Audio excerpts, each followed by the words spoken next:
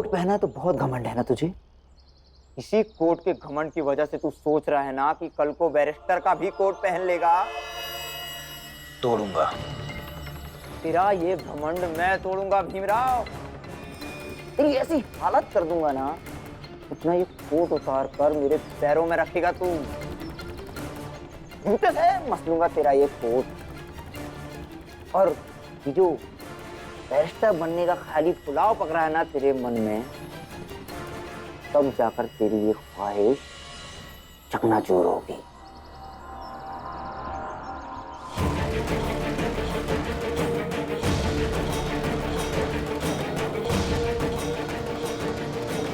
जीजा भाई, तुझे नहीं दिख रहा है पति ऐसी हालत में काम पर जा रहा है? तुझे समझ नहीं आ रहा है कि उसे रोकना चाहिए था? अजीब लोग हैं आप सब। हर बात घूम फिर कर मुझ पर क्यों आ जाती है? क्योंकि ये सब तेरा किया धरा है। कल तक तो रामजी भाऊ घर में आराम कर रहे थे, तूने ही कुछ कहा सुनी की होगी, भर भर के ताना दी होगी, इसलिए तो ऐसी हालत में भी बेचारा काम पे चला गया। जी नहीं, कल मंजुला आई है घर में, हो सकता है उसी की किसी चीज के कारण परेशान हो वो। जीजा भाई, तेरे कहने का मतलब ये है कि मंजुला ने भैया से कहा कि काम पे जाए?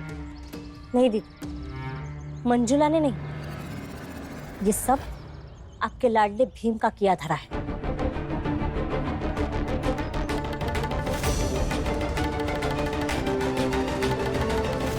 आइए अंदर चलिए। क्यों क्यों जाऊं मैं? आज सबको सच पता लगने ही दो। मैं अकेली क्यों दोषी बनूं? भीम की पढ़ाई के लिए मंजुला की सोने की चेन गिरवी रखी है।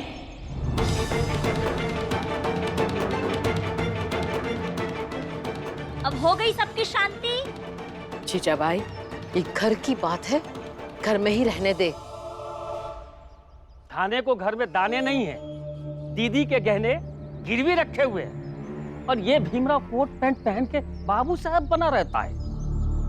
उसका घमंड तो टूटना ही चाहिए, तब जाके इस परिवार के लोग ढंग से और सुकून से रह पाएंगे। और हमरे पड़ोस में एक तो परिवार ऐसे बार बार परेशान होत रही तो बाकी लोग कैसे आराम से जी हैं? इसीलिए मुझे भीमराव की नीयत पर कभी विश्वास नहीं होता था। वो जो भी करता है, जो भी कहता है, बस महान बन सके इसलिए कहता है। ऐसा नहीं है नटवर भाऊ, मेरा भाई तो बचपन से ही ऐसा है। मेरे चैन गिरवी रखने की बात तो उसे पता भी नहीं थी। अगर उसे पता होता तो वो कभी तैयार नहीं होता। अरे मंजुला, बहुत बड़ी गलतफहमी में हो। तुमको क्या लगत है कि भीम को कुछ पता नहीं है कि चाल में केकरे यहाँ कितना रोटी बनता है ना? ये भी भीमराव को पता रहता है। और अपने खुद के घर में अपना सगी बहन का सोना बेचा गया, अब भीमराव को पता नहीं? ऐसा तो नहीं हो सकता है। काकी, सोना बेचा नहीं है, गिरवी रखा है। आपको कुछ पता नहीं है तो गलत तो मत कहिए। अरे रमा, कभी पैसे होंगे नहीं, तुम लोग गिरवी छुड़ा नहीं पाओगे, तो उसे बेचना ही कहते हैं। मेरे गहने हैं, मेरी मुसीबत है, आप सबको क्या लेना देना है? गोमती से क्या लेना देना था? फंस गए ना? हा? अरे लेना देना तो नरकुम जोशी से भी नहीं था, फंस गए ना? लेकिन यहाँ लेना देना है कि जो भीमराव मुंह बोली बहन के लिए इतना नाटक किया, जब उसकी सगी बहन मुसीबत में आई है तो देखते हैं वो क्या करेगा।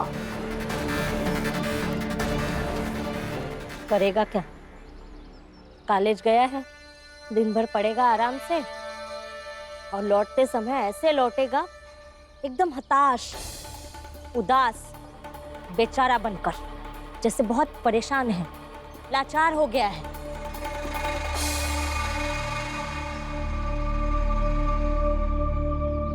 वे केवल एक लेखक ही नहीं, एक कवि भी थे, और साथ में एक नाटककार भी।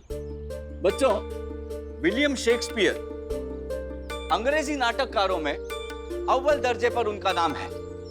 उनके नाटकों से राजतंत्र में चल रही साजिशों का पता चलता है। जैसे,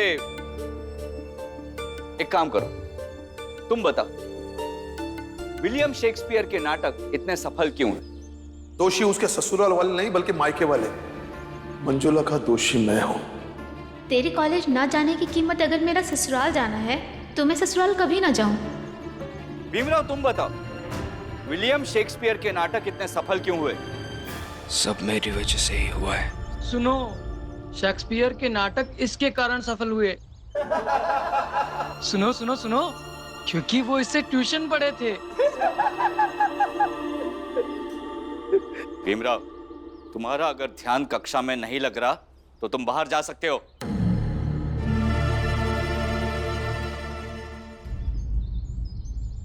माफ कीजिए गुरुजी, मैं जाता हूँ बाहर।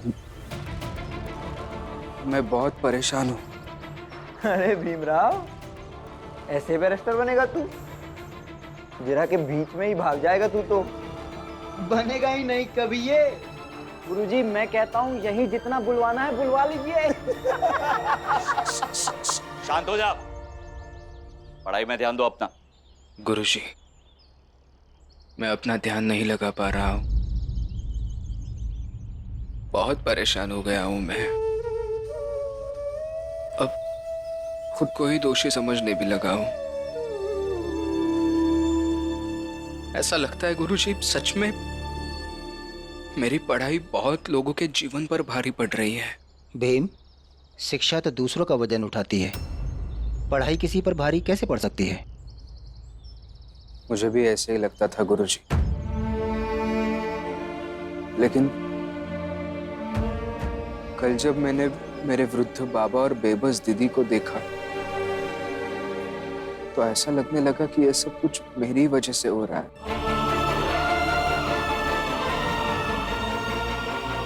ये क्या हुआ है आपको? ये चोट कैसे आई है आपके चेहरे पे? तुम सब लोग बाहर जाओ, मुझे मंजुला से अकेले में कुछ बात करनी है।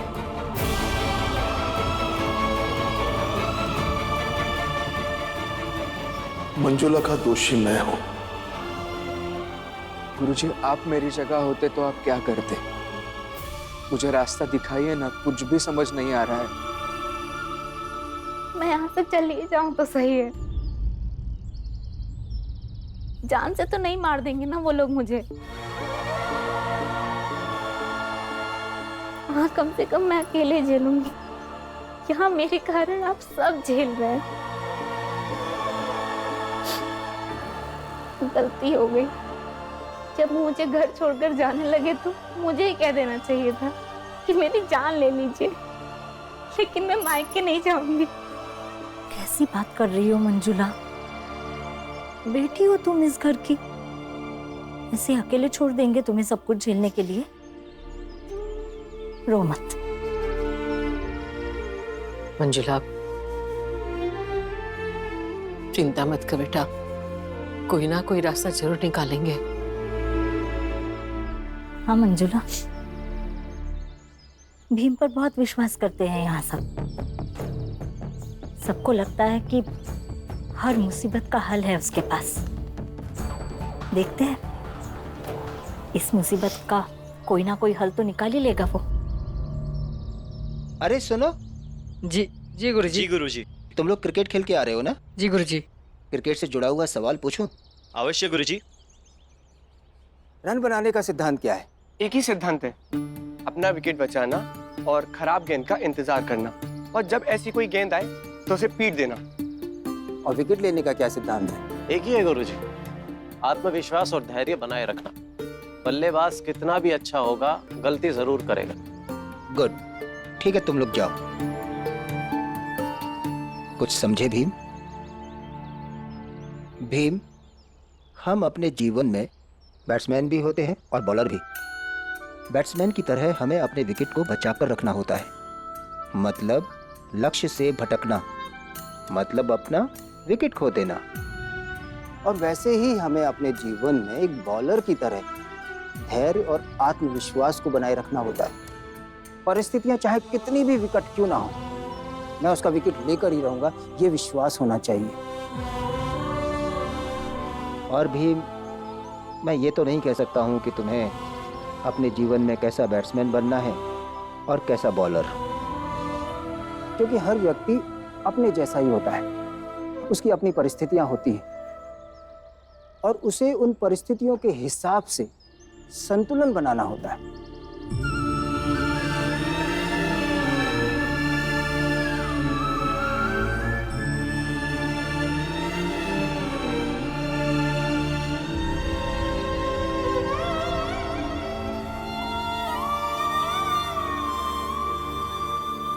धन्यवाद गुरुजी।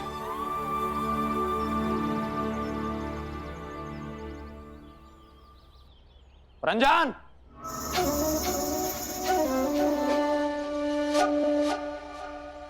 राम जी खड़े हो। रंजन, जी मालिक। जल्दी आ। तुम दोनों आज से यहाँ काम नहीं करना। क्या?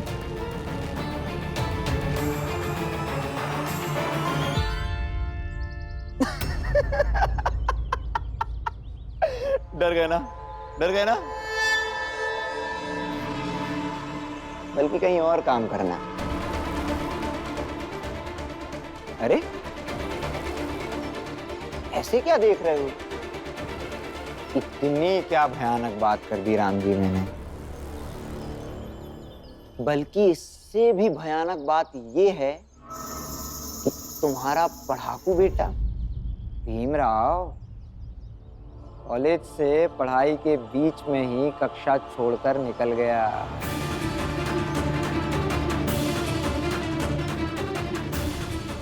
अब वो निकल गया तो मैं भी यहाँ आ गया। भीम कक्षा से पढ़ाई छोड़कर निकल गया? कहीं वो मंजुला के गहने के चक्कर में तो नहीं गया? सुबह 9 बजे तक काम कर सकता हूँ, फिर 10 बजे मुझे कॉलेज जाना होता है। शाम को वापस आऊँगा तो रात को 10 बजे तक करवा लीजिएगा। कितने पैसे मिलेंगे? काम का टाइम तुम्हारे हिसाब से निर्धारित नहीं होगा। इस तरह टुकड़ों में काम करने को पार्ट टाइम काम कहते हैं और पार्ट टाइम काम का कम पैसा मिलेगा। तो पार्ट टाइम करूँगा तो कितने पैसे मिलेंगे? महीने का 1 रुपया मिलेगा। करना हो तो आ जाना।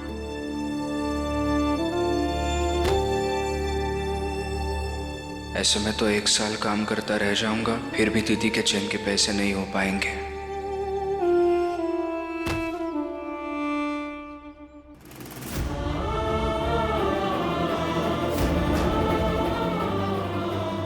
तो वो भी इस बात के लिए तुम्हें कभी माफ नहीं करती कि इस उम्र में भी उसका पति कमा रहा है, एक और बेटा कमा रहा है और दूसरा बेटा पैसे उड़ा रहा है। दोषी उसके ससुराल वाले नहीं बल्कि मायके वाले। तेरे कॉलेज ना जाने की कीमत अगर मेरा ससुराल जाना है तो मैं ससुराल कभी ना जाऊं। तुम्हारी जैसी बहन पाकर ना हमारा सीना गर्व से फूल जाता है, लेकिन अगले ही पल सर शर्म से झुक जाता है कि हमारी बहन अपने भाइयों के लिए क्या क्या सह रही है। बताइए, काम क्या करना होगा? दरअसल मेरा एक तालाब है जहाँ मछलियाँ पालता हूँ मैं। तुम लोगों को जाके उन्हें खिलाना है, उनकी देखभाल करनी है और फिर उन्हें पकड़कर बाजार में बेचना है। अच्छा हाँ, बाजार में किसी को तुम लोगों की जात का पता नहीं चलना चाहिए राम जी। क्या है ना कि फिर कोई मछली खरीदेगा ही नहीं। समझ रहे हो ना? जी चला जाऊंगा, लेकिन अभी तबीयत कुछ ठीक नहीं है। बुखार आ रहा है। पानी में जाने से तबीयत और खराब हो जाएगी। जैसे ही तबीयत ठीक हो जाएगी चला जाऊंगा। क्या राम जी, हाँ इतना सोचता हूं मैं तुम्हारे बारे में, फिर भी। अरे तालाब के ठंडे पानी में जब तुम्हारा शरीर जाएगा तो इसका ताप कम होगा। चलना है तो चलो, वरना काम छोड़कर निकलो। अरे कम से कम उम्र का लिहाज कर लीजिए। राम जी आपके पिताजी की उम्र के हैं। आइंदा अपनी जात के किसी व्यक्ति की तुलना मेरे बाबा से मत करना पुरंजन। क्या हाँ, गवर्नर के पास गए थे क्या उसने अपनी कुर्सी राम जी को दे दी थी? लिहाज वो कर लेते।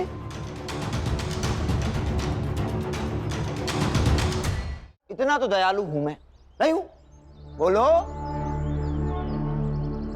देखो,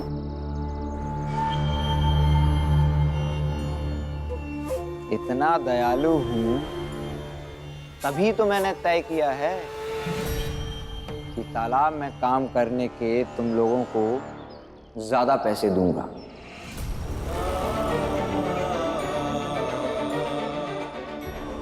चलना है या नहीं? जी चलेंगे। गरीब और जरूरतमंद लोगों के पास विकल्प कहाँ होता है। चलेंगे।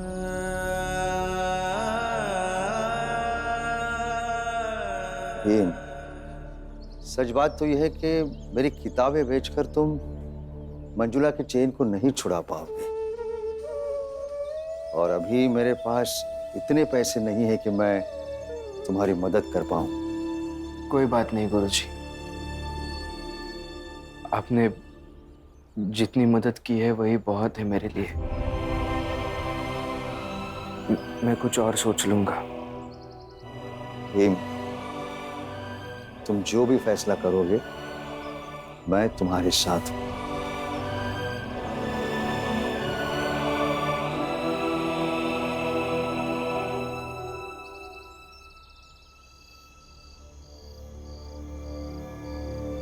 दीदी, मैंने उनसे कहा कि मेरे गहने गिरवी रख के आपके गहने छुड़वा लेते हैं, लेकिन उन्होंने नहीं ली।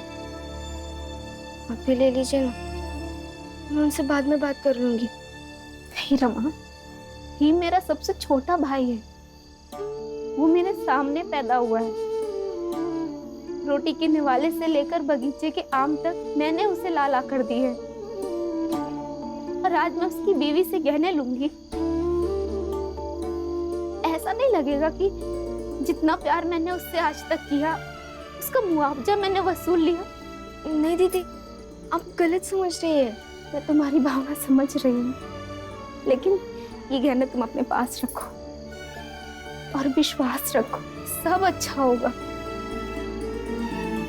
भीम की तरह मैं दुनिया बदलने का तो नहीं सोच सकती, लेकिन मैं हूं तो उसकी बहन। खुद को ऐसा जरूर बना लिया है कि किसी भी परिस्थिति में निराशावादी ना बनूं।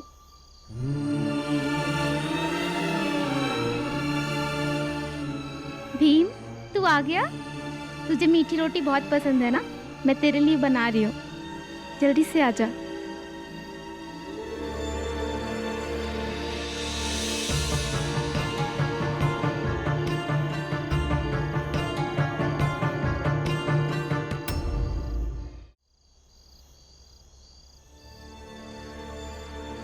बस कोशिश कर रही थी कि समस्या का हल निकले।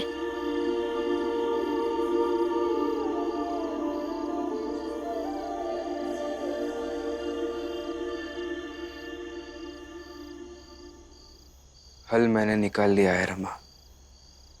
कौन सा हल? मैं नौकरी करूंगा।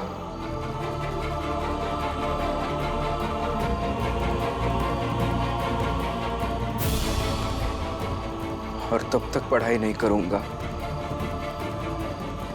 जब तक मंजुला दीदी की चेन ना छुड़वा सकूं। क्या?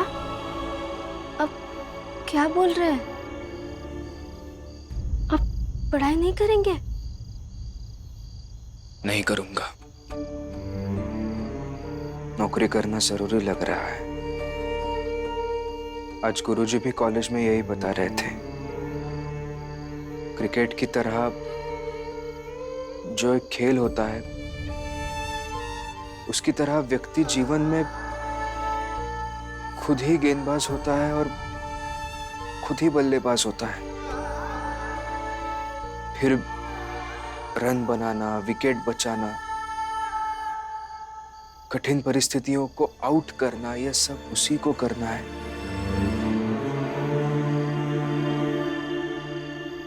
मैं भी बस अपनी जिम्मेदारी निभा रहा हूँ रमा। मैंने कुछ दिन के लिए पढ़ाई छोड़कर नौकरी करने का फैसला ले लिया है।